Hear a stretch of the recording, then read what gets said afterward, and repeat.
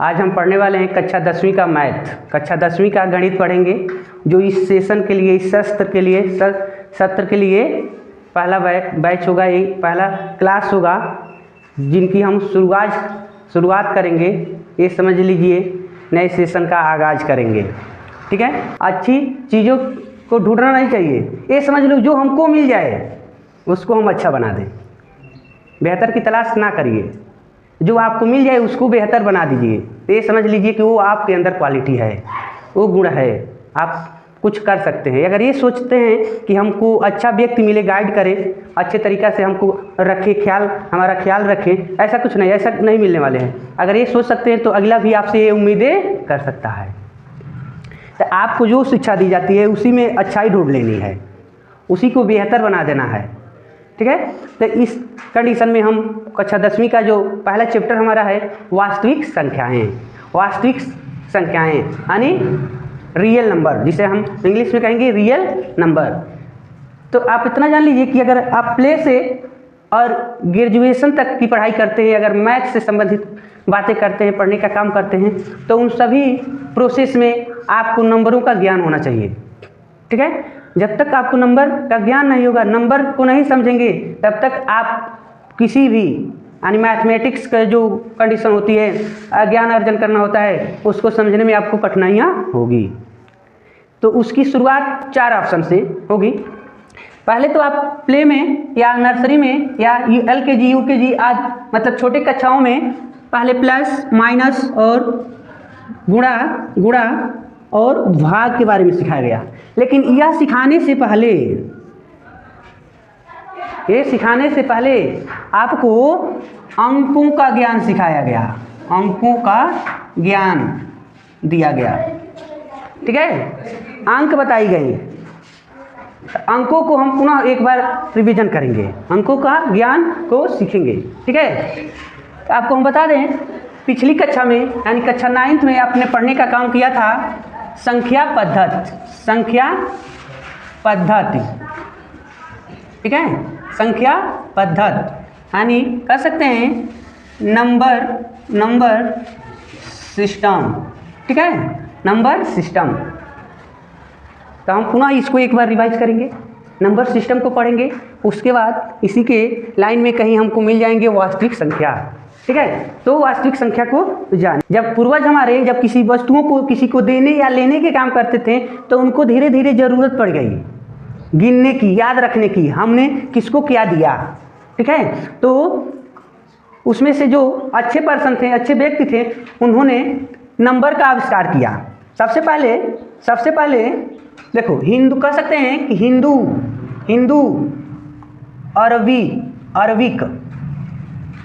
Arabic में 1 2 3 4 5 6 7 8 और 9 तक के नंबरों का जोड़ा गया, प्राथमिकता दी गई। केवल इतना ही आपको नंबर बनाया गया। लेकिन कुछ समय के बाद भारतीय गणितज्ञ आर्यभट्ट ने जीरो का आविष्कार किया, जिनको इनके साथ जोड़ लिया गया। ठीक है, तो कुल 10 सिंबल दिए गए। इन सिंबल को एक नाम दिया गया। सिंबल को यानी इनको अंक से पुकारा गया। क्या किया गया? पुकारा गया। यानी हर कोई का, हर वस्तु का कुछ ना कुछ नाम होता है। तो जब उन्होंने गिनने के लिए जब रूल बना दिया, नियम बना दिए, प्रतिपादित कर दिए, तो उसको किससे पुकारा जाएगा? तो जब 1 2 3 ऐसे 9 तक के नंबर दिए, बाद में चल के जीरो को भी उसमें ऐड कर लिया गया, जोड़ लिया गया, तो उनको किससे जाना गया? अंक से डिनोट किया गया।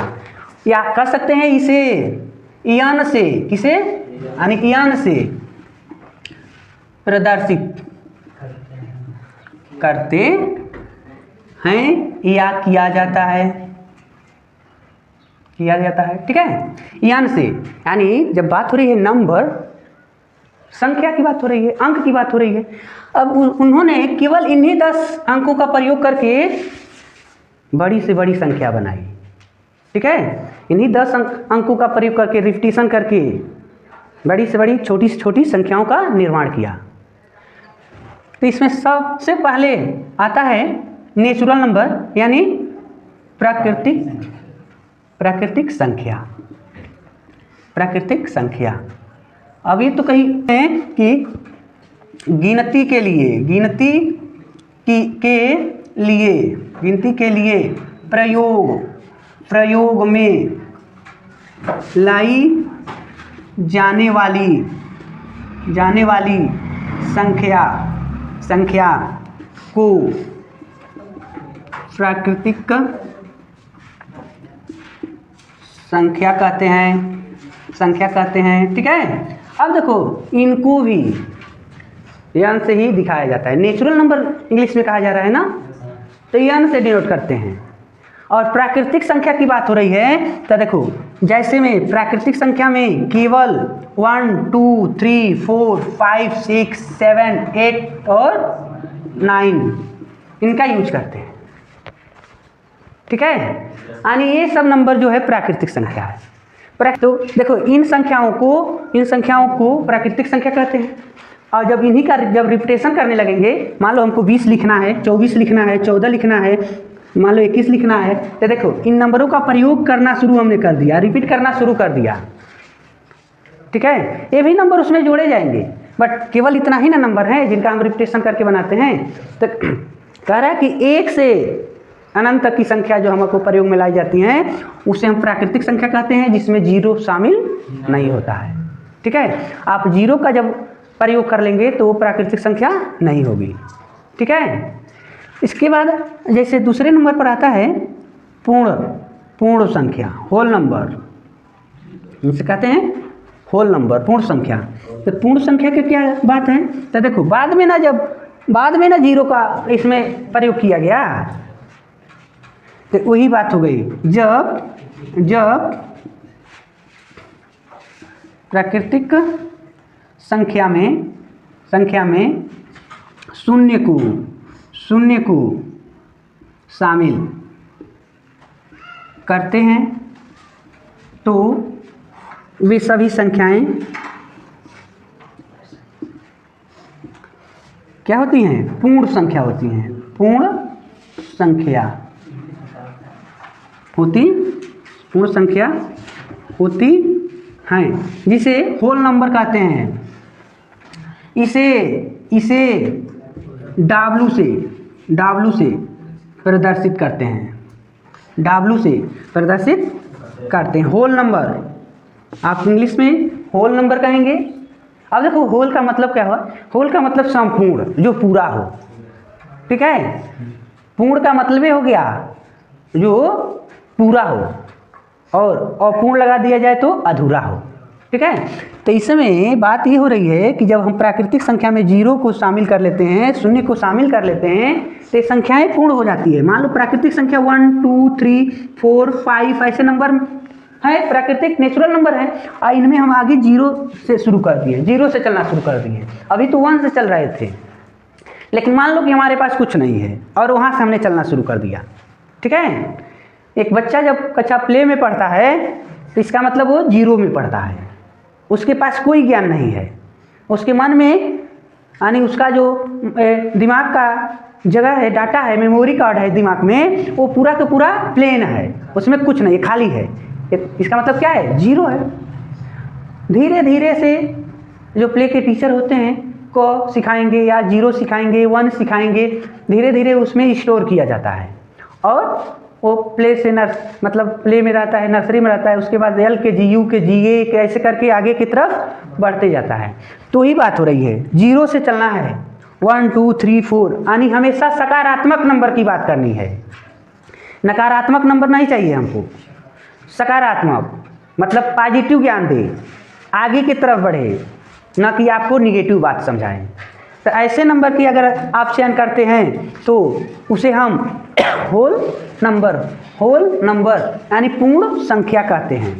पूर्ण संख्या, तो पूर्ण संख्या में जीरो को शामिल कर दिया, और प्राकृतिक संख्या में जीरो को हमने जोड़ने का काम किया तो पूर्ण संख्या बन गया। लेकिन एक बात और बता दें कि आपसे कोई पूछे, यदि बात की जाए सबसे छोटी प्राकृतिक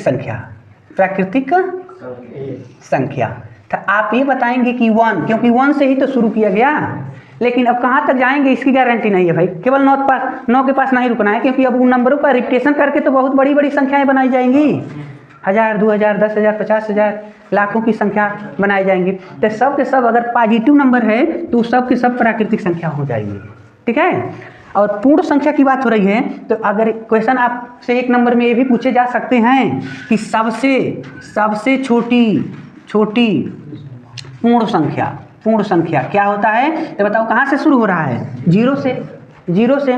तो आप कहेंगे 0, सबसे छोटा पूर्ण संख्या 0 होता है। ठीक है, इस बात को आपको याद रखना है। उसके बाद एक बात और पूछी जाएगी कि पूर्ण संख्या जो होती है ऋणात्मक हो सकती है, तो कहेंगे नहीं, पूर्ण संख्या ऋणात्मक नहीं हो सकती है।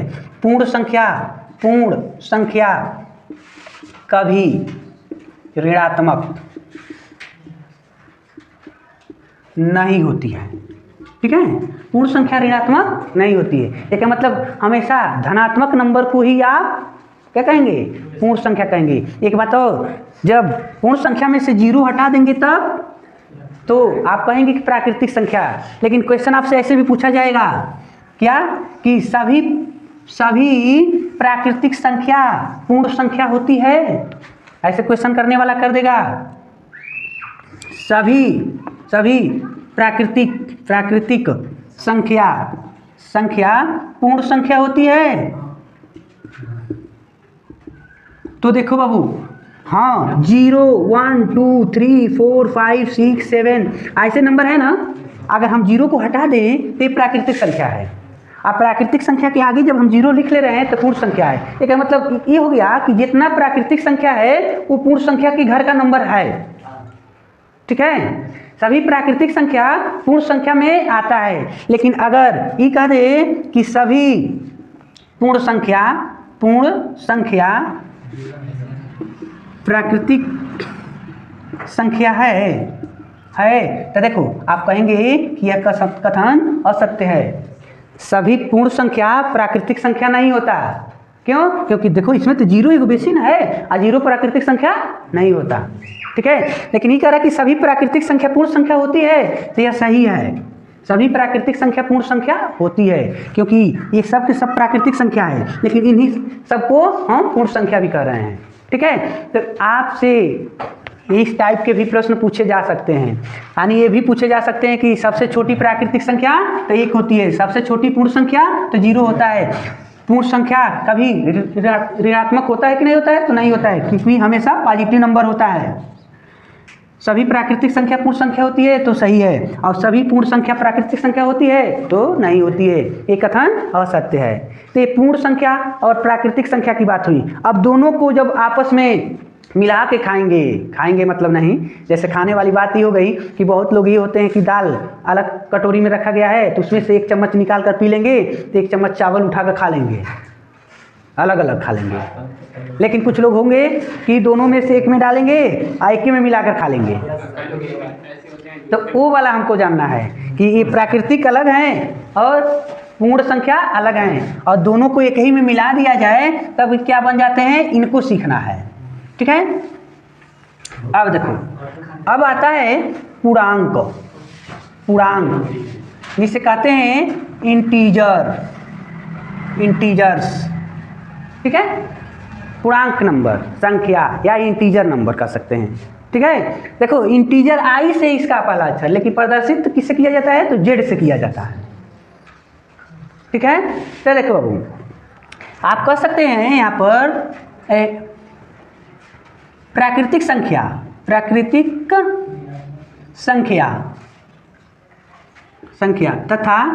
तथा पूर्ण संख्या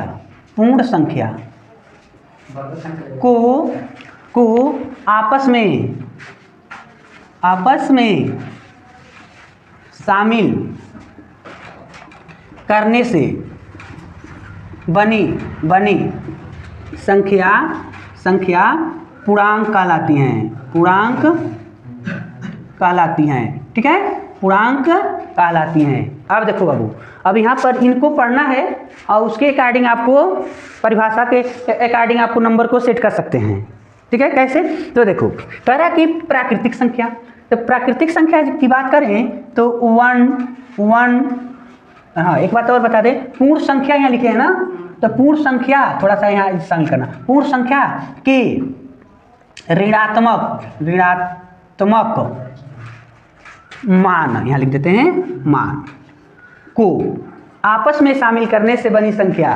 तो पूर्ण संख्या के सबकी अगम में माइनस लगा देना है। तो देखो 1 2 3 4 5 6 7 ऐसे डॉट डॉट, तो ये नेचुरल नंबर हो गया, नेचुरल नंबर हो गया। और पूर्ण संख्या तो 0 से शुरू ना हो रहा है जी, तो 0 से शुरू होगा, तो 0 1 माइनस में, 2 माइनस में, 3 माइनस, 4 माइनस डॉट डॉट, यानी 1 2 3 तो लिखे लेकिन उसके आगे हमने माइनस का यूज कर दिया। तो इसका ये तात्पर्य हो गया कि ऋणात्मक नंबर, पूर्ण संख्या के ऋणात्मक मान, ठीक है, शामिल कर लिया गया। तो इस टाइप के क्या होते हैं, पूर्णांक होते हैं। इनको संख्या रेखा पर भी, नंबर लाइन यानी संख्या रेखा पर प्रदर्शित किया जाता है। तो कैसे, यहाँ देखो ऐसे एक लाइन ले लिया गया, ठीक है, और यहाँ 0 जहाँ है 0 हो गया। तो इस टाइप आप नंबर लाइन ले लेंगे, तो इधर आप लिखते हैं राइट, ठीक है, में पॉजिटिव और लेफ्ट में निगेटिव, मतलब पॉजिटिव का मतलब धनात्मक, और यहाँ हो गया ऋणात्मक, ठीक है, ऋणात्मक पक्ष। तो यहाँ देखो, तो यहाँ जितने ही बढ़ते जाएंगे 0 पर खड़े हो गए हैं और इस साइड जा रहे हो तो हमेशा 1 2 3 4 5 6 7 पॉजिटिव नंबर मिलता जाएगा। और बड़ी से बड़ी संख्या जितना ही दूर हटते जाएंगे बड़ी से बड़ी नंबर आपको मिलती जाएंगी, और इधर जितना ही आप दूर हटते जाएंगे उतना ही छोटी नंबर मिलती जाएगी माइनस में, ठीक है। देखो माइनस, देखो 0 के करीब है -1 -2, तो -1 और -2 में बड़ा कौन है, तो -1। इनमें बात करें तो यह बढ़ाना है, इन दोनों में बात करें तो ये बढ़ाना है। मतलब निगेटिव में जितना ही आपको बड़ी संख्या दिखेगी वो उतना ही छोटा नंबर होगा। क्यों ऐसा हो रहा है, मान लो रामू और एक है श्यामू, ठीक है। रामू ने अपने, मान लो हमसे मिस्टर दिलीप जी से, ठीक है, पैसा लेते हैं लोग, एक लेता है 100 रुपया और एक लेता है 1000 रुपया, हम उधार दिए हैं, यह मान उधार है, हमसे उधार लिए, इसका मतलब निगेटिव हो गया। उधार का मतलब है निगेटिव। अगर आप निगेटिव नहीं लगाते तो इसका मतलब रामू के पास 100 रुपया हो गया, श्यामू के पास 1000 हो गया। जब माइनस का यूज नहीं तूने किया तो इसका ही मतलब है रामू के पास 100 रुपया है, श्यामू के पास 1000 है। तो बढ़न कौन है, श्यामू है, उसके पास ज़्यादा पैसा है ना। इस समय देख रहे हो कि जिसके पास अधिक धन है वही बलवान है, ठीक है, उसी का समाज में सम्मान है। लेकिन जैसे हम इनके आगे माइनस का यूज कर दिए तो इसका ये तात्पर्य हो गया कि रामू 100 रुपये कर्ज लिया है और श्यामू 1000 रुपये कर्ज लिए हैं। तो जो ज़्यादा कर्ज लिया है वही तो बेईमान है, वो गरीब है। कर्ज ज़्यादा वो लेता है जो गरीब होता है। लेकिन अभी ये ना कहना कि बहुत बड़े बड़े बिजनेसमैन हैं वो सब कर्ज लेते हैं सब, तो वो तो इसलिए कर्ज लेते हैं कि हमको चुकाना ना पड़े। एक दिन हम कहेंगे हमारे पास पैसे नहीं, हमारी कंपनी घाटा में चली गई, वो लोग दिवाला निकल जाता है। आज जब वो कह देते हैं हम पैसे नहीं वापस करेंगे, हमारे पास कंपनी हमारा वो क्या हो गई, डूब गई, तो सरकार उन पर कोई एक्शन नहीं लेती है। एक्शन किस पर लेती है, छोटे लोगों पर लेती है, ठीक है। तो उनकी बात नहीं करेंगे हम बात करेंगे इन पैमाने के व्यक्तियों को। तो इनके पास 1000 रुपये का कर्ज है तो ये छोटा व्यक्ति है, गरीब आदमी है, और इनके पास 100 रुपये का कर्ज है तो ये अमीर है, ठीक है। ये अपना कर्ज जल्दी चुका सकता है और इनको चुकाने में टाइम लगेगा। तो इसका ये तात्पर्य हो गया कि जो बड़ी संख्या होगी और नकारात्मक है, निगेटिव है, तो सबसे छोटी संख्या मानी जाएगी, और जो छोटी संख्या है अगर माइनस में छोटी संख्या है तो बड़ी संख्या मानी जाएगी, ठीक है। तो इसमें जितना ही दूर हटते जाएंगे उतना ही छोटा नंबर मिलता जाएगा, यानी 0 के करीब जितना ही नेगेटिव में आओगे उतना ही बड़ी संख्या होगी, लेकिन पॉजिटिव में 0 से जितना ही दूर जाएंगे उतना ही बड़ी संख्या होगी, ठीक है। तो आप जान लीजिए कि पूर्णांक जो हमारा है, पूर्णांक में पॉजिटिव और निगेटिव दोनों नंबर आते हैं, ठीक है। अब रही बात इसमें ये होगा धनात्मक पूर्णांक, और एक पूछा जाएगा ऋणात्मक पूर्णांक। पॉजिटिव इंटीजर और निगेटिव इंटीजर, ठीक है। तो पॉजिटिव इंटीजर की अगर बात करें तो जीरो से इधर जितने लोग हैं तो यहाँ लिख सकते हो पॉजिटिव इंटीजर, ठीक है। इधर जो है निगेटिव इंटीजर, पॉजिटिव को ऐसे ही लिख देंगे केवल ई भी ई, ठीक है, पॉजिटिव इंटीजर। और ये हो गया निगेटिव इंटीजर। तो पॉजिटिव इंटीजर में आप लिखेंगे 1 2 3 4 5, ठीक है। और निगेटिव में लिखते हैं -1 -2 -3 -4 -5, ये सब नंबर निगेटिव इंटीजर होते हैं। लेकिन जीरो तो बच गया, तो इतना जान लीजिए जीरो ना पॉजिटिव होता है ना निगेटिव होता है। आपसे पूछा जाएगा जीरो पॉजिटिव है कि निगेटिव है, तो आप कहेंगे जो शून्य होता है न तो धनात्मक और न तो ऋणात्मक होता है, ठीक है। इस बात को आपको याद रखना है, जीरो न धनात्मक है न ऋणात्मक है, क्या समझे। जीरो न ऋणात्मक है न, ठीक है, नॉन पॉजिटिव नॉन निगेटिव, ठीक है। तो ये आपको याद रखनी होगी। लेकिन एक बात और इसमें पूछ देगा कि पूर्ण संख्या और प्राकृतिक संख्या, पूर्ण संख्या और प्राकृतिक संख्या पूर्णांक संख्या होती हैं। पूर्ण संख्या और प्राकृतिक संख्या पूर्ण संख्या, ठीक है, तथा प्राकृतिक संख्या पूर्णांक होता है। अभी ये 9th के जो प्रश्नावली है, कक्षा 9वीं के जो प्रश्नावली 1.1 है, उसमें पहले दूसरे क्वेश्चन में ये बात पूछी गई है, ठीक है। पूर्णांक होती है, तो देखो आप कहेंगे कि हाँ सभी प्राकृतिक संख्याएं और पूर्ण संख्याएं पूर्णांक संख्या होती है, और गैर पूर्ण संख्याएं या गैर प्राकृतिक संख्या, गैर का मतलब जो प्राकृतिक न हो, मतलब जब देखो प्लस में है तब ना प्राकृतिक संख्या है, और यहाँ से माइनस में है तब इसको प्राकृतिक कहेंगे नहीं कहेंगे। यहाँ से जब ये हम लेंगे तब ना ये पूर्ण संख्या है। लेकिन जीरो से निगेटिव नंबर ले लो तो निगेटिव पूर्ण संख्या है नहीं है, वो गैर मतलब कह सकते हैं कि यह नहीं, गैर पूर्ण संख्या कर सकते हैं, गैर प्राकृतिक संख्या कर सकते हैं, नॉन होल नंबर और नॉन नेचुरल नंबर, ठीक है। तो ये बात ये हो रही है पूर्ण संख्या और प्राकृतिक संख्या पूर्णांक होती है। तो देखो बाबू पहले यहाँ से प्राकृतिक संख्या है ना, यहाँ 1 से देखो प्राकृतिक संख्या है ना, आज जब हम इसी में जीरो को शामिल कर लिए तो पूर्ण संख्या है ना। तो पूर्ण संख्या पूर्णांक संख्या दोनों ना, सॉरी पूर्ण संख्या और प्राकृतिक संख्या दोनों पूर्णांक संख्या में है, अकेले नहीं ना है। तो ये सब के सब पूर्णांक होती हैं।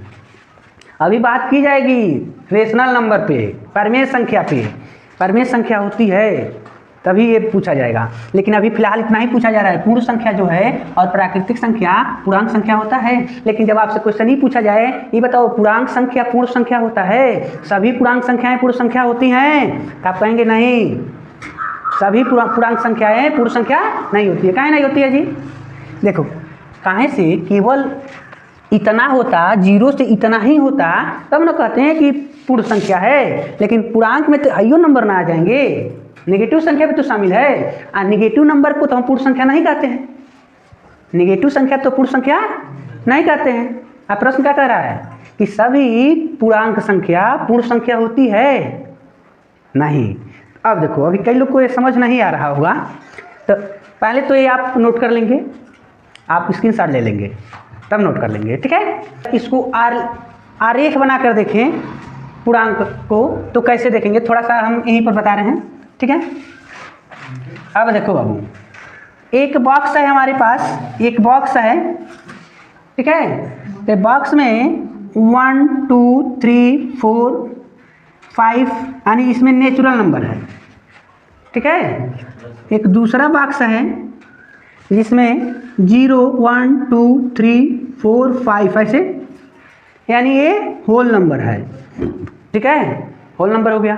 एक और बॉक्स है हमारे पास 0, -1, -2, -3, -4, -5 यानी नॉन होल नंबर। ठीक है, मतलब गैर पूर्ण संख्या कर सकते हैं। अभी बताओ ये सब लोग मिला के नहीं बने हैं, तो जब हम एक बड़ा सा एक सर्किल लेते हैं तो देखो हम इनको नोट करते हैं, मतलब यह नोट करते हैं 1 से 1 2 3 4 डॉट डॉट। ठीक है, अब आ जाओ इनको नोट करते हैं। तो इनको बनाने के लिए केवल इसकी अगवा जीरोवा लिख दें तो भाई ये समझ लो आ गए ना। यानी ये नहीं था तो नेचुरल नंबर था, जैसे इसके आगे हमने 0 लिखा तो ये होल नंबर हो गया। एक ही मतलब हो गया कि ये नेचुरल भी है होल भी है, कोई दिक्कत यानी इतना में नेचुरल भी है और होल नंबर भी है। ठीक है, अब यहाँ पर है तीसरा में कह रहा है कि नॉन होल नंबर, गैर पूर्ण संख्या, मतलब -1 -2 ऐसे नंबर इसमें शामिल हो गया। ठीक है, यानी इस तीनों सर्किल को हमने एक सर्किल में रख दिया जिसका नाम दे दिया गया पूर्णांक। ठीक है, पूर्णांक नाम दे दिया गया। अब पूछा जाएगा ये बताओ भाई सब के सब पूर्णांक ना है, इसके घर जितने लोग हैं, पूर्णांक मतलब एगो घर हो गया जिसके घर के ही लोग सदस्य हमें, मतलब है बुढ़वा बाबा हमें, तई पापा हमें, तई मम्मी है, तई फलाने है, ढकाने, तई लड़का को। ठीक है, छोटा छोटा है सब, जितने माइनस में बढ़ता जा रहा है उतने गेदा लड़का बने को। ठीक है, तब देखो तो यहाँ पर इस सब के सब एक पूर्णांक हो गया। ये बताओ इस सब के सब इनके घर के हैं, नाना के यहाँ के हमें कौन, या नाना के यहाँ के हैं लोग, है सब के सब नाना के यहाँ के हैं नहीं। अरे यार नाना के यहाँ के तो खाली मम्मी है, हम तो पापा के यहाँ के हैं, बाबा के मतलब क्या है पीढ़ी हैं, बाबा हमारे पूर्वज हैं। ठीक है, तो नाना के यहाँ की खाली मम्मी आई वाली, तो मतलब ये सब लोग इनके घर के नहीं हैं। ठीक है, अभी पूछा जाए इनके घर के कितने लोग हैं, इतने लोग, बात समझ गए, 0 को छोड़कर इतने ही लोग इनके घर के हैं। तो जब ये बात पूछा जाए कि सभी पूर्णांक नेचुरल नंबर है, नहीं है। चलो अब पूछा जाएगा सभी पूर्णांक होल नंबर है, तो नाना के यहाँ सही है इन्हें, तो बाबा के यहाँ भाई सट गई लोग के बाबा मतलब 0, तो इनके घर के सब के घर नहीं, इनके घर के सब कोई नहीं है क्योंकि इतना है लड़के बाबा ना सब छोटका छोटका, तो इनको भी हम शामिल करते हैं। तो इनमें आ जाओ, अरे यार तो इनमें ई लोग नहीं बा, खाली निगेटिव नंबर है, तो इसका ये मतलब हो गया इसमें सब कुछ मिलेगा आपको। ठीक है, लेकिन हे पार्टी में जाओगे तो सब कुछ ना मिली, हाई भुइयाँ बैठा के खिलाएगा, हाई कुर्सी लगा के खिला रहा है, हाई सीख बोर बोर खाए वाला, ईद कोई भी जाए खाए। ठीक है, हाई बफर सिस्टम बा भाई, शादी में केहू के रोक छोक नहीं खे, कोई आए कोई खाए, आओ सनम खाओ सनम और जाओ सनम। ठीक है, तो ये बात हो गई, ये हो गया बाबू पूर्णांक संख्या। ठीक है, तो आपसे जब क्वेश्चन की जाएगी कि सबसे छोटी पूर्णांक संख्या बताइए, तो उसकी कोई सीमा नहीं है। सबसे छोटी पूर्णांक संख्या बताइए तो उसकी कोई सीमा अनंत हो सकता है, यानी -इन्फिनिटिव। सबसे छोटी पूर्णांक संख्या -इन्फिनिटिव, क्यों? क्योंकि मान लो इधर जितने बढ़ते जाओगे उतने छोटा नंबर ना मिलता जाएगा, तो पता नहीं कहाँ तक है। ठीक है, जब ये बात हो जाएगी सबसे बड़ी पूर्णांक संख्या बताइए तो +इन्फिनिटिव, अनंत तक चले जाइए। ठीक है, लेकिन जब छोटी की बात की जाएगी बड़ी की बात नहीं की जाएगी। बड़ी की बात की जाएगी तब नंबर दे दिया जाएगा, 4 अंकों की बड़ी से बड़ी, 3 अंकों की बड़ी से बड़ी, ऐसे पूछा जाता है ना, तो ये बात होगी वहाँ पर। ठीक है, तो ये तो हो गया भाई ये। अब इनमें थोड़ा सा और भी बातें आएंगी, चलो इनको हम हटा देते हैं। ठीक, और ऋणात्मक पूर्णांक, और 0 धनात्मक है कि ऋणात्मक है ये हम लोगों ने जाना, तो 0 का आपको कहना है कि ना धनात्मक है ना ऋणात्मक नंबर है। ठीक है, अब उसके बाद आता है बाबू थोड़ा सा सम संख्या, सम संख्या। ठीक है, इवन नंबर, इवन नंबर। अब सबको पता है ये बात, लेकिन फिर भी हम पढ़ते जा रहे हैं। एक बार रिवीजन देखो, आप तभी सफल हो सकते हैं जब एक ही प्रश्न को 2-3 बार रिवाइज करें, ठीक है। अगर ऐसा कोई नहीं करता है तो समझ जाओ कि बहुत प्रखंड विद्वान क्यों ना हो, लेकिन उसकी शक्ति धरे के धरे रह जाएगी, किसी काम नहीं आएगी, वो समय आने पर भूल जाएगा। तो इसलिए आप अगर जिस भी क्षेत्र में हैं उसको एक बार रिवाइज करते रहेंगे, पढ़ते रहेंगे, दोहराते रहेंगे। पहले राउंड में मेहनत लगेगा, लेकिन दूसरे राउंड में कम मेहनत हो जाएगी, तीसरे राउंड करेंगे तो और कम मेहनत हो जाएगी, ठीक है। अब देखो सम संख्या, तो सम संख्या की अगर बात करें तो जो आप जानते हैं जो संख्याएं दो से विभाज्य हो जाती हैं उन्हें सम संख्या कहते हैं, सम संख्या कहते हैं, ठीक है। तो एक बात और बता दें, अब मान लो कि अब बहुत बढ़न नंबर है तो हम नहीं ना चेक करेंगे कि देखिए 2 से कट जा रहा है कि नहीं कट जा रहा है, तो आप ही कहेंगे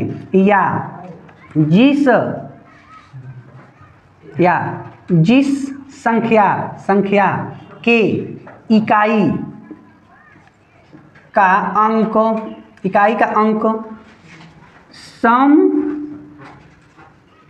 या ऐसे लिख देते हैं, अंक 2, 4, 6, 8 या 0 हो, ठीक है।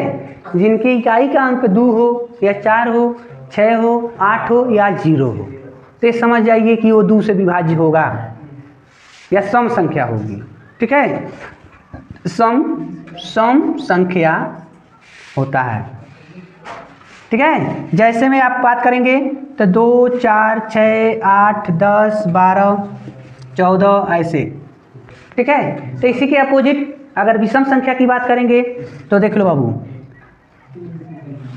विषम संख्या, अब इसको क्या लिखेंगे, इसको हम नहीं लिख रहे हैं बट जान लीजिए यही बात लिखनी है। अगर आप नोट करते हो तो लिखोगे जो संख्या 2 से विभाज्य न हो, ठीक है। जो संख्या 2 से न कटती हो, लिखते रहो, जो संख्या 2 से न कटती हो उसे हम विषम संख्या कहते हैं, उसे विषम संख्या कहते हैं। अब आ जाओ भाई, इनके बीचवा के जो नंबर छूट गया है, इनके बीच का जो संख्या छूट गई है, जैसे 1, 3, 5, 7, 9, 11, 13 ऐसे, ठीक है।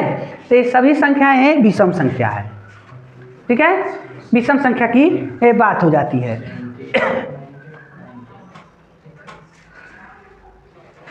अब उसके बाद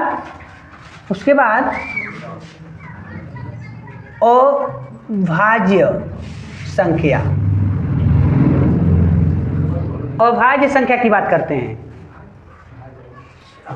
भाज्य संख्या, अभाज्य संख्या है। भाज्य संख्या मतलब जो कट जाए, बट हमको सीखना है अभाज्य संख्या, प्राइम नंबर, ठीक है। तो प्राइम नंबर की अगर बात करें तो आप कह सकते हैं कि ऐसी संख्या जो खुद से या 1 से, हाँ ठीक है, गुड, बहुत बढ़िया, ठीक है, 1 से विभाजित हो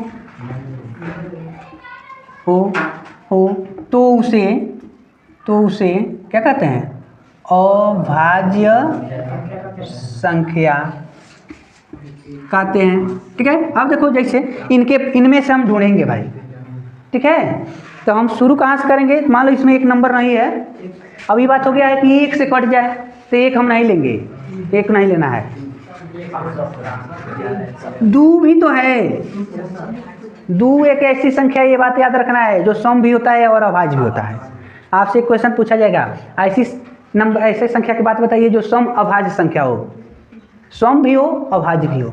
तो 2 एक ऐसी संख्या है जो सम संख्या भी कहलाती है और अभाज्य संख्या। सम संख्या इसलिए है क्योंकि सम संख्या का डिफिनीशन है कि जो संख्या 2 से विभाजित हो जाए तो 2 से विभाजित हो जाए, इसलिए सम संख्या है।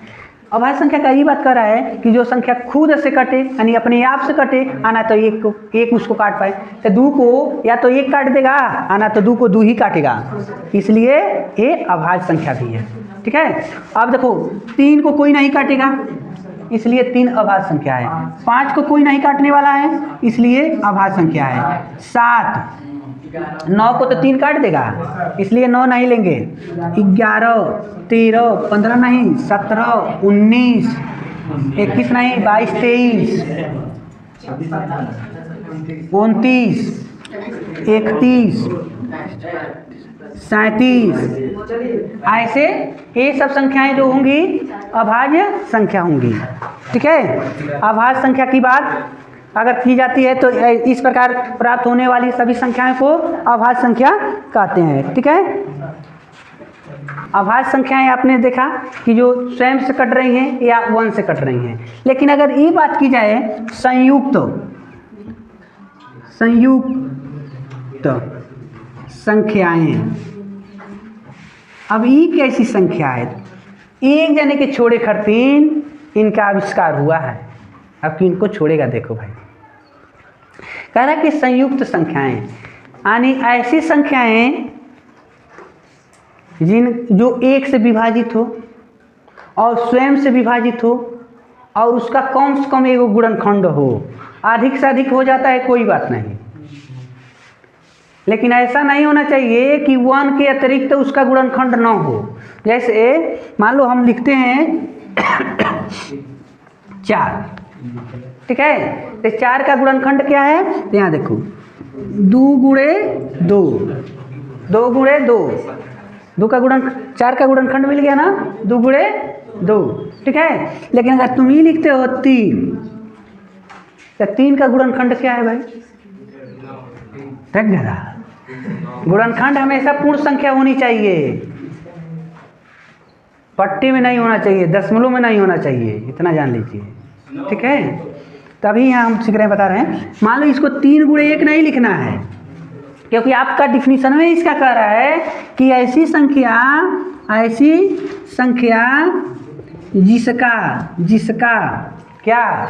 जिसका गुणनखंड या ऐसी संख्या जो 1 से और स्वयं से, यहाँ जो खाली लिखते हैं, जो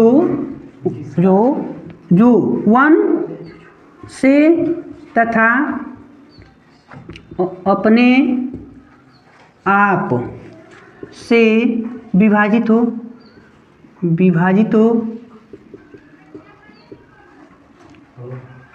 और उसका कम से कम एक गुणनखंड हो, उसका कम से कम एक क्या हो? गुणनखंड हो। अब समझो कैसे। कह रहा कि ऐसी संख्या हो जो 1 से विभाजित हो, अपने आप से विभाजित हो। ठीक है, आ जाओ 3 के पास। 3 1 से विभाजित है, 1 से कट जाएगा ना, 3 से भी कट जाएगा। तो इतना तो रूल फॉलो किया, लेकिन उसके बाद कह रहा है कि उसका कम से कम एक गुणनखंड हो। तो 3 का गुणनखंड क्या है भाई? 3 का गुणनखंड यानी ऐसी कोई संख्या है जिसका पहाड़ा पड़ोगे तो 3 आएगा? नहीं है। ठीक है, तो इन्हें हम संयुक्त संख्या नहीं कहेंगे।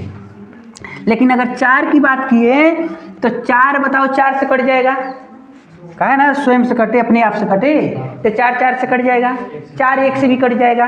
लेकिन अब पूछ रहा है कि 4 का गुणनखंड चाहिए, तो कोई ऐसी संख्या है जिसका पहाड़ा पड़ोगे तो 4 हो जाए? तो 2 गुणे 2, एक ही मतलब हो गया कि 4 का गुणनखंड है, इसलिए 4 संयुक्त संख्या है। 4 संयुक्त संख्या है। और देखो 4 संयुक्त संख्या है। अगर 5 की बात करें तो 5 1 से कट जाएगा, 5 से कट जाएगा, लेकिन 5 का गुणनखंड होगा? तो 5 संयुक्त संख्या नहीं है। ये बताओ 2 का कहना किए हैं जी, तो 2 से कटेगा, 1 से कटेगा, लेकिन 2 का कौन गुणनखंड? इसलिए 2 भी क्या नहीं है? संयुक्त संख्या। 6 है, 3 दूनी 6 हो जाएगा ना, 7 नहीं 8 मिल जाएगा, 10 का मिलेगा, मतलब 2 4 6, 2 का नहीं, 4 6 8 10 12 14, मतलब 4 से सम संख्या लिख लो। 4 6 8 10 12 14, 16 की कुल संख्या सब कैसी संख्याएं हैं? संयुक्त संख्या। इसी के अगवा जब 2 लिखते तो सम संख्या ना हो जाती, लेकिन सम संख्या में से केवल क्या हटा दिया है? 2। जब सम संख्या में से 2 हट गया तो संयुक्त संख्या बन गई। अब क्वेश्चन आपसे पूछा जाए कि सभी संयुक्त संख्याएं सम संख्या होती है? हाँ, सभी संयुक्त संख्या सम संख्या होती है, लेकिन सभी सम संख्या संयुक्त संख्या होती है? नहीं, खाली में एगो 2 बेसी हो जा रहा है, ज़्यादा हो गया। ठीक है, तो ये बात हो गई संयुक्त संख्या की। ठीक है, पूछिए। हाँ, 9 भी है। ठीक है, बहुत बढ़िया। 8 के बाद आपको 9 भी लिखना है। अरे यार 12, 15 भी तो हो जाएगा ना? हो यहाँ 15 भी लिखना है। गुड गुड गुड, बहुत बढ़िया। 15 भी होगा। ठीक है, 9 भी है। उसका गुणनखंड मिल जाए, स्वयं से कटे, 1 से भी कटे। ठीक है, और देखो, और इसके बाद हम आपको बता रहे हैं स्वाभाज्य संख्या। जब कक्षा 11वीं में पढ़ोगे तो वहाँ पर आपको मिलेगा ऐसी संख्या, समिश्र संख्या के रूप में, कॉम्प्लेक्स नंबर के रूप में करके आएगा, बट यहाँ पढ़ाया जाएगा अभी अभाज्य संख्या। अभाज्य संख्या। ठीक है, तो अभाज्य संख्या की अगर बात किया जाए आएंगे ऐसी 2 संख्या जिनका उभयनिष्ठ गुणनखंड 1 हो। देखो, ऐसी 2 संख्या जिनका उभयनिष्ठ गुणनखंड 1 हो, उसे अभाज्य संख्या कहते हैं। ठीक है, अभाज्य संख्या कहते हैं। जैसे आ जाओ भाई, अगर हम 5 और 6 लिख लें, 5 और 6, तो बताओ 5 और 6 अभाज्य संख्या है? पहले और देखो, पहले इसके अकॉर्डिंग बात करना है। जिनका उभयनिष्ठ गुणनखंड 1 हो, अगर हम 4 और 6 लिख देते हैं ना, तो 4 का गुणनखंड करोगे तो 2 गुणे 2, हाँ, 1 भी गुणनखंड लिया जाएगा। चलो 1 भी लिख दिए। और 6 का करोगे तो 2 गुणे 3 गुणे 1, हाँ, मिले ना। अब प्रश्न कह रहा था, ये डिफिनीशन कह रहा है कि जिनका उभयनिष्ठ मतलब दोनों में कॉमन गुणनखंड क्या होना चाहिए? केवल 1 होना चाहिए। 1 के अतिरिक्त दूसरा कुछ नहीं होना चाहिए। तो ये बताओ, इसमें तो 2 भी मिल गया, 1 भी मिल रहा है, 1 के अतिरिक्त 2 भी तो कॉमन हो गया। ये बताओ भाई, स्वाभाज्य संख्या है? नहीं है स्वाभाज्य संख्या। लेकिन अगर 5 और 6 लेते हैं, तो 5 का गुणनखंड करोगे तो 5 गुणे 1, और 6 का गुणनखंड किया तो 2 गुणे 3 गुणे 1, तो दोनों में कॉमन क्या मिला? 1 मिला ना। 2 संख्या तो हम लिए थे, लेकिन दोनों के गुणनखंड जब हमने किया तो कॉमन क्या मिला? 1 मिला। तो करीब मतलब हो गई ने 5 और 6 कैसी संख्या है? अभाज्य संख्या है। अभाज्य संख्या है। अभी बताओ, इसी के अकॉर्डिंग अगर बात किया जाए दूसरा कोनो नंबर बताओ, तो आप क्या कह सकते हो? 5 और 7 भी हो सकता है, 5 और 7 भी हो सकता है, 7 9 भी हो सकता है। हाँ, 9 10 होगा, 9 और 10 होगा। आओ जांच करते हैं। 9 का गुणनखंड करोगे तो 3 गुणे 3 गुणे 1, हाँ, और 5 का 10 है ना, 10 का गुणनखंड करोगे तो 2 गुणे 5 गुणे, तो दोनों में कॉमन 1 के ना मिला, बाकी कोनो नंबर नहीं ना कॉमन मिला। इसका ही मतलब है ये दोनों संख्या ना स्वाभाज्य संख्या है। स्वाभाज्य संख्या है। ठीक है, तो इसी के अकॉर्डिंग और भी अगर हम नंबर दें, जैसे ये कहा जाए 15 16 स्वाभाज्य संख्या है? 15 16, चेक क्या करना, 5 तिहाई 15 यानी 3 गुणे 5 गुणे 1 और 16 में 2 दूनी 4 दूना 8 दूना 16, तो उसमें 2 आ गया आ गुणे 1, तो कामन क्या मिला, कर 8 दूनी सूर्य ले लो, तो एक ही ना कामन मिल रहा है। तो केवल आपको ये चेक करना है कि एक दोनों में मिले लेकिन दूसरा कौन नंबर न मिले, ठीक है। तो इस टाइप के अगर नंबर मिलते हैं ना बाबू, तो आप क्या कहेंगे, क्या कहेंगे, सहभाज्य संख्या कहेंगे। नंबर सिस्टम में ही जानना अनिवार्य है। अभी हम कक्षा 9th के लिए सब काम कर रहे हैं, कक्षा 9th के लिए को प्राइम नंबर, सहभाज्य संख्या का मतलब को प्राइम नंबर, परिमेय, परिमेय संख्या, ठीक है। यानी कह सकते हैं रेशनल नंबर, ठीक है। छूट गया है वो यहाँ रहेगा IO, ठीक है। तो रेशनल नंबर क्या है इसमें ही देखना है हमको। तो आप कह सकते हैं ऐसी ऐसी ऐसी संख्या संख्या जिसे जिसे P/Q के या A/B लिख सकते हो, X/Y लिख सकते हैं, ठीक है, P/Q के रूप में होती हैं और Q not equal to 0, Q not equal to 0 का मतलब हो गया नीचे का जो नंबर है 0 न हो, ठीक है। नीचे का जो नंबर है हर जो है वो 0 न हो, ठीक है। तो उसे हम क्या कहेंगे, परिमेय संख्या कहते हैं, ठीक है। अब देखो परिमेय संख्या जैसे अगर बात करते हैं, जैसे 1/2, 3/4, 7/9, 11 और निगेटिव भी हो सकता है, ये नहीं कि हमेशा पॉजिटिव नंबर होंगे, निगेटिव नंबर भी हो सकते हैं। और देखो अगर 1 लिख देते हैं किसी के नीचे तब भी ये नहीं कहेंगे कि हाँ ऊपर रहेगा, ठीक है। देखो 11/1 लिख दिए, मान लो अगर 7/1 लिखते हो या 0/1 लिखते हो तो कोई बात नहीं। अगर 0 में तूने 1 से भाग दिया तो 0 ना मिलेगा। केवल ही कहा गया है कि नीचे वाला 0 नहीं होना चाहिए, यानी 2/2 आपको 0 नहीं लिखना है,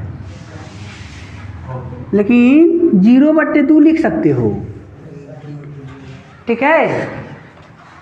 -100/9 लिख दो, कोई बात नहीं। इसमें ये बाउंडेशन नहीं है कि हमेशा हर बड़ा होना चाहिए, लेकिन भिन्न जब पढ़ेंगे तो उसमें बाउंडेशन आएगा। अगर हर बड़ा होता है चाहे हर छोटा होता है तो उसको किस प्रकार का भिन्न कहेंगे, ठीक है। तो देखो, तो इस टाइप के कोई भी नंबर आप नोट करते हैं तो आप क्या कर सकते हो कि यह परिमेय संख्या है। एक बात और, अभी इसके पहले हम लोग पढ़ रहे थे पूर्णांक संख्या। बाबू पूर्णांक संख्या की अगर बात करें तो देखो 0, 1, 2, 3, 4, 5 इधर -1, -2, -3, -4 ऐसे नंबर नोट कर रहे हैं ना।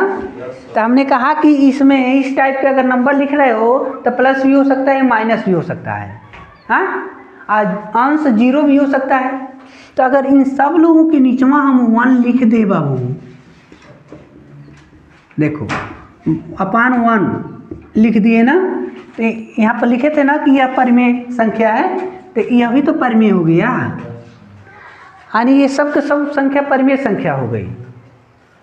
तो आपसे अगर पूछा जाए कि सभी पूर्णांक परिमेय संख्या है तो कहेंगे हाँ ये बात सही है, सभी पूर्णांक परिमेय होता है। यानी सबके नीचे तू 1 लिख दिया तभी ना वो परिमेय हो गया। लेकिन क्वेश्चन को उलट दें कि सभी परिमेय संख्या पूर्णांक होता है, पूर्णांक होता है। अब आओ इसको समझ लेते हैं ऐसे। अब यहाँ पर 1 1 2 3 4 ऐसे था ना, -1 -2 -3 ऐसे था। तो आपने इसके नीचे 1 लिख कर इसको परमेय बना दिया। हाँ, इसके नीचे 1 लगा दिया तो ये परमेय हो गया। लेकिन ये बताओ परमेय, जितना परमेय लिखे ये तो सब के सब पूर्णांक संख्या था, पूर्णांक था ना। लेकिन अगर हम इस टाइप का परमेय संख्या ले लें, ऐसे लिख दें,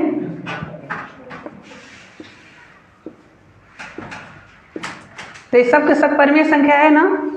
अब ये बताओ इनको पूर्णांक कह सकते हो, बना सकते हो, पूर्णांक बन सकता है, यानी हर को हटा सकते हो, नहीं हटा सकते। इस टाइप के रहेगा ना तो आप हर को नहीं हटा सकते। तब कहोगे, यहाँ देखो, सभी पूर्णांक परमेय संख्या होता है, लेकिन सभी परमेय संख्या पूर्णांक होता है, गलत है, नहीं होता है। सभी परमेय संख्या पूर्णांक नहीं होती है, लेकिन सभी पूर्णांक परमेय संख्या होती है। 1 नंबर के क्वेश्चन पूछा जाता है, बहुविकल्पी प्रश्न में ये बात पूछी जाती है। ठीक है, तो इनको आपको समझना होगा, परमेय संख्या को ऐसे रिप्रेजेंट करेंगे। ठीक है, इसके बाद आता है अपरिमेय संख्या। अपरिमेय संख्या, ठीक है, इरेशनल नंबर। ठीक है, अपरिमेय संख्या। कहाँ जी? अरे रुको तनी सब्र करो। चलो देखो, तो अपरिमेय संख्या,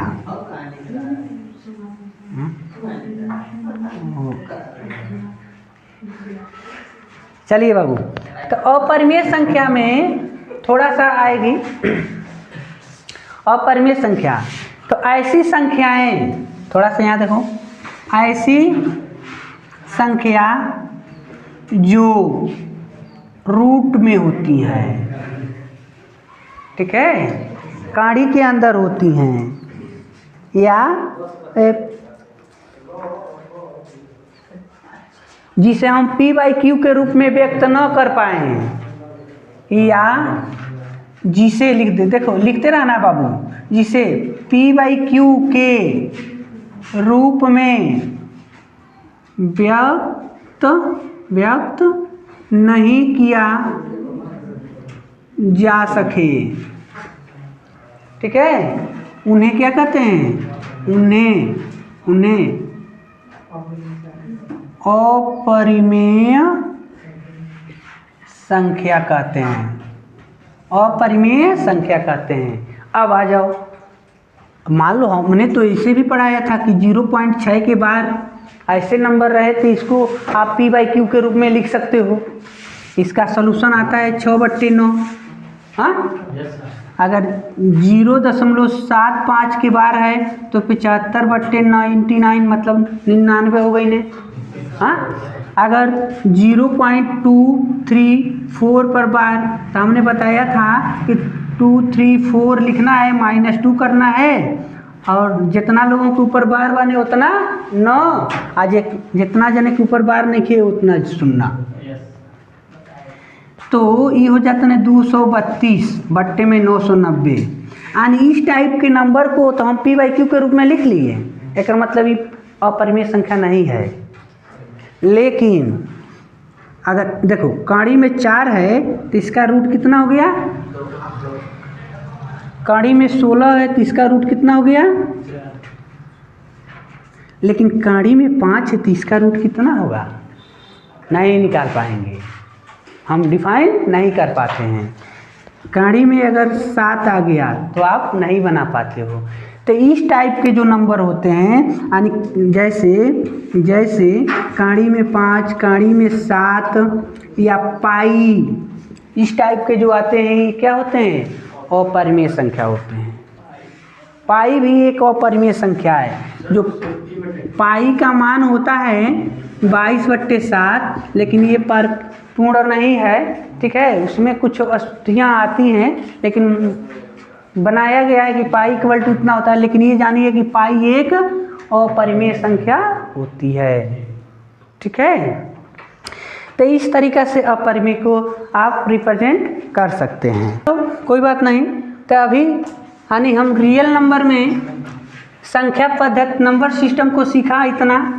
अगर आपको ये वीडियो अच्छा लगे तो लाइक ज़रूर कर दीजिएगा, और चैनल को सब्सक्राइब नहीं किए होंगे तो सब्सक्राइब कर लीजिएगा।